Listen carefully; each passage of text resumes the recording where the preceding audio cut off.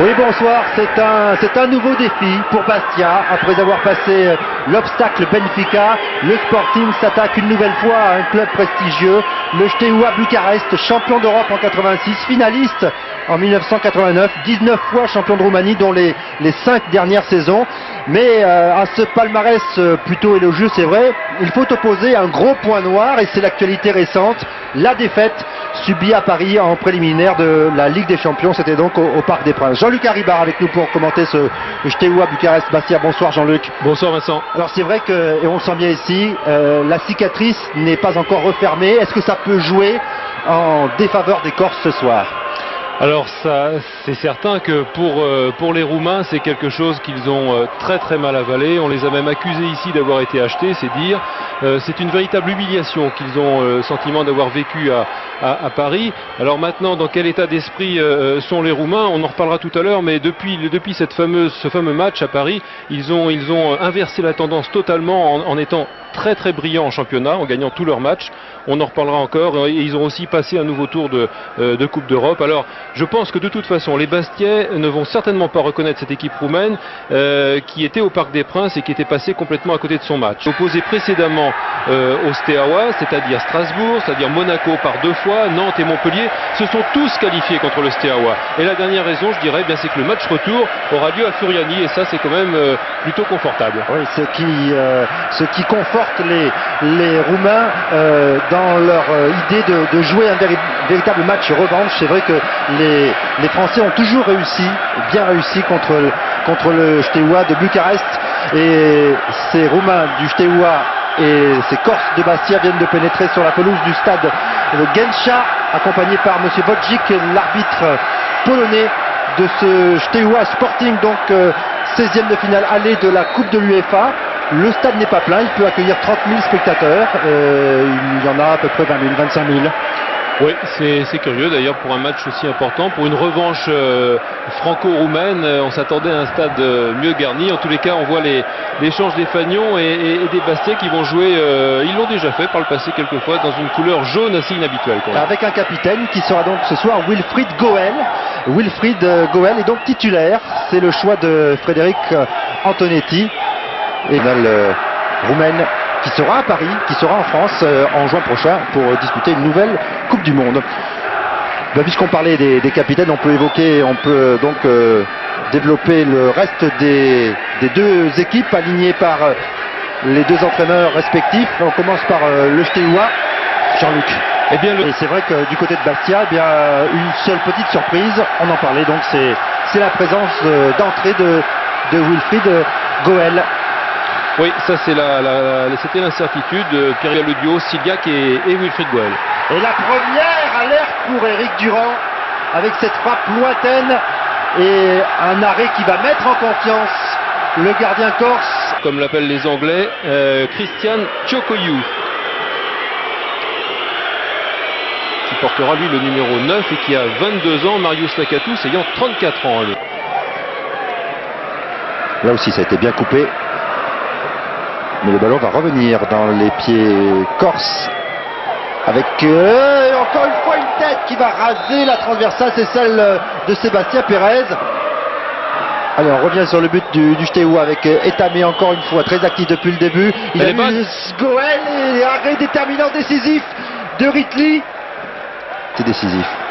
Etamé à nouveau, il y a de l'espace sur ce côté droit. Il y a du monde à gauche au deuxième poteau. Il est passé Jean-Jacques Etamé, c'est vrai pour le premier but. Oui. Le premier but. Non, hors-jeu. Signalé depuis le début par je guettais l'arbitre assistant. Non, signalé depuis le début. C'est Goel, c'est Siliac, c'est qui ? C'est peut-être les 2 à la fois d'ailleurs. Ouais, c'est très légèrement, mais il est en avance et c'est bien arbitré. Il y a effectivement hors-jeu. Fait prendre depuis le début de la partie au piège du hors-jeu. Oui, à droite, elle est bonne. Et cette fois-ci, il n'est pas hors-jeu. Ritli a anticipé, mais Goel va pouvoir le lever et peut-être poursuivre son action et pousser le ballon au fond des filets. Non, il aura été sauvé par Akita. Ce sera encore Rochou maintenant, et ce ballon qui atterrit sur la tête de Kochou.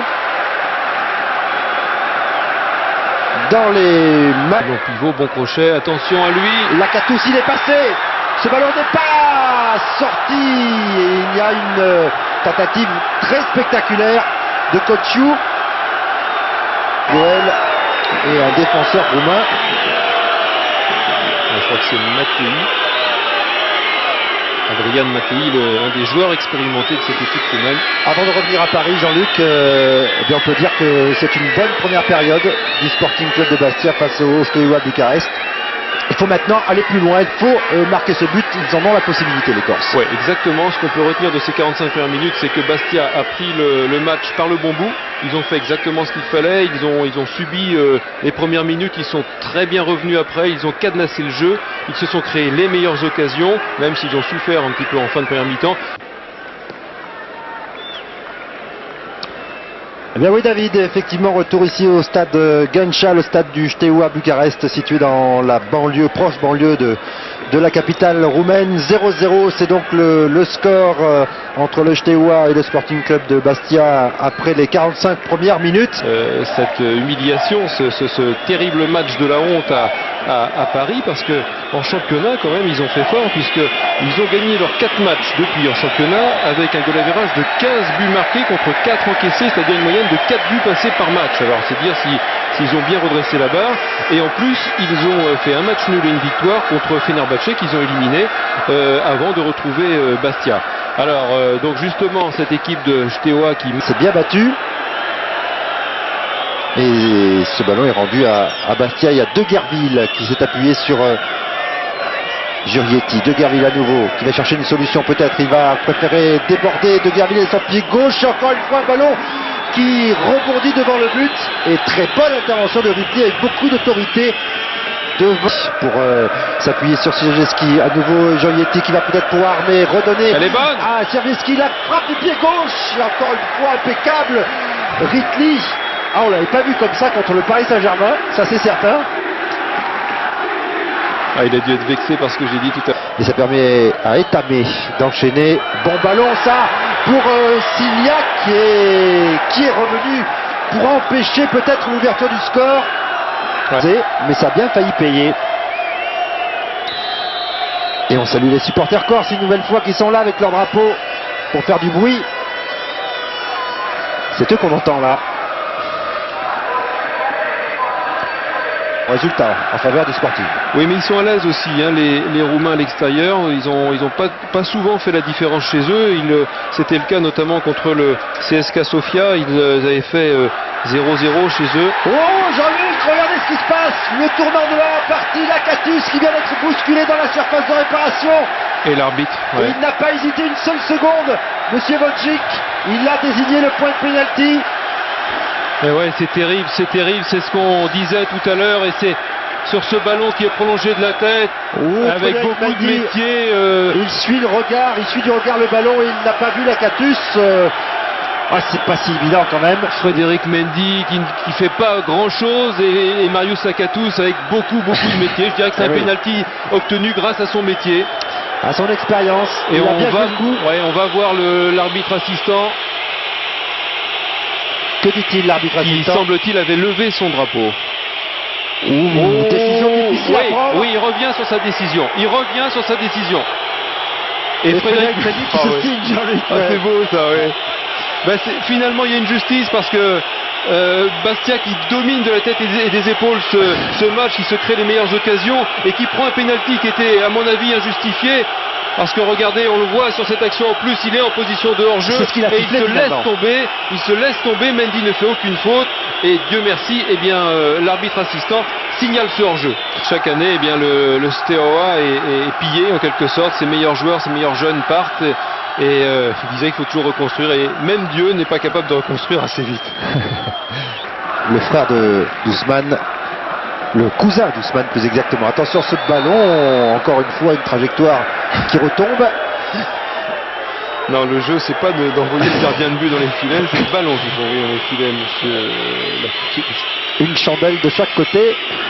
Lui a vu Signac et maintenant Siergiewski pour venir porter le danger enfin depuis 5 minutes sur le but de Ripley. Piotr Siergiewski qui avait été bousculé, aïe, carton rouge, il s'est fait Il s'est vengé justement parce qu'il s'est fait secouer 2 fois sur cette action où il conservait le ballon. Ah, terrible décision de l'arbitre. Malheureusement, il était bien placé. Il a vu le coup de Piotr Czercheski. Et regardez la réaction de ses coéquipiers. Il avait pris un carton jaune, on rappelle, en début de partie tout à l'heure. Il l'avait oublié. Et oui, c'était justice humaine, comme on dit.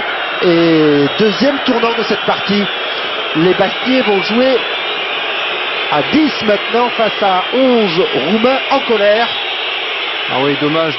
On a dit que ça leur arrivait parfois. On a parlé de Cyril Roll, qui est un joueur très talentueux. Va voir l'Acatus de Guervillela. Attention à la fin du Montianou. Ou la claquette décisive d'Éric Durand, qui était un petit peu masqué et qui au tout dernier moment a pu jaillir pour repousser ce ballon et le mettre en corner. Oui, je crois que c'est Rib qui frappe, Vincent. Et regardez cette main qui empêche le ballon de rentrer. Et il l'effleure, tout juste. Ouais, et bien joué parce que c'était un terrible rebond devant lui. Et bravo Éric Durand. Allez, corner, un nouveau corner et la pression roumaine, évidemment à 11 contre 10 qui s'intensifie. Éric Durand qui est sorti. Que signale Monsieur Wojcik qu'il va valider ce but, alors qu'on avait le sentiment qu'Éric Durand avait été un petit peu bousculé dans sa sortie. Non mais c'est Rib qui a marqué. Oui, malheureusement, c'est un petit relâchement, petite faute de marquage dans la défense bastiaise. Regardez, on remonte sur ce corner joué à 2. On remonte, mais on oublie. Et oui, on s'est arrêté dans le marquage. Regardez, Laurent Casanova qui fait des grands signes. Et Giorgetti qui s'arrête dans sa course et qui laisse passer Rib. Ah ouais, c'est lui sur cette frappe juste avant, sorti par Éric Durand, corner. Et sur le corner, petite faute. Eh bien, terrible deuxième mi-temps, parce que Bastia se retrouve mené alors qu'ils avaient parfaitement le match en main, et se retrouve mené maintenant, et surtout ils se retrouvent à 10. Et oui, et justement, Frédéric Antonetti va bientôt procéder. Il faut maintenant jouer avec son cœur, avec ses tripes jusqu'à la fin, jusqu'au coup de sifflet final. On voit Éric Durand qui temporise pendant la Ola. Allez, les Bastiais doivent repartir dans le bon sens, c'est-à-dire vers le but adverse. Même si ils ont des possibilités de venir pas de faute, pas inquiéter. De faute. Non, Frédéric Mendy, il faut se calmer, il ne faut pas perdre son sang-froid. Dos au but, à cet endroit du terrain, il n'est pas dangereux, l'attaquant. Redonner immédiatement à Bucarest. Et Monsieur Wojcik va sortir une nouvelle fois son carton.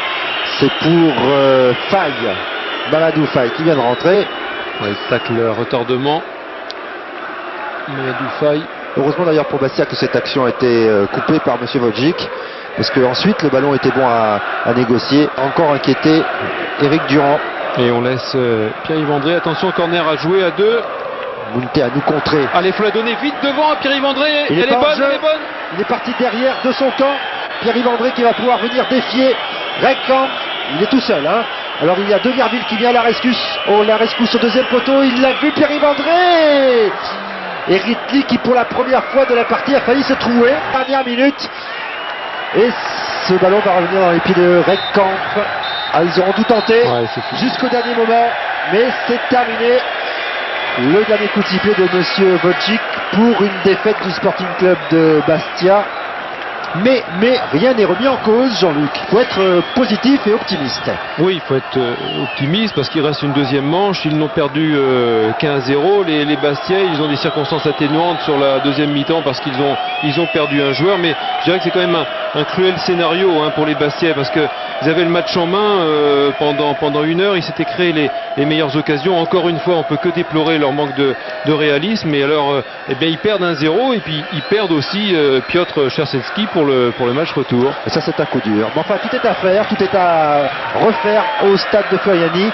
Et on sait qu'avec le public corse, on sait avec l'envie, l'enthousiasme, l'énergie débordante du Sporting, on sait que tout est possible encore dans 2 semaines en Corse là-bas. Ah oui, avec l'aide de toute la Corse, Furiani sera plein et moi je suis certain, surtout sur ce qu'on a vu pendant 1 heure, eh bien je suis certain que puisqu'ils ne trouvent pas le chemin de début à l'extérieur, ils le trouveront à domicile et ils vont faire une deuxième manche à tout casser devant leur public et ils vont se qualifier les Bastions.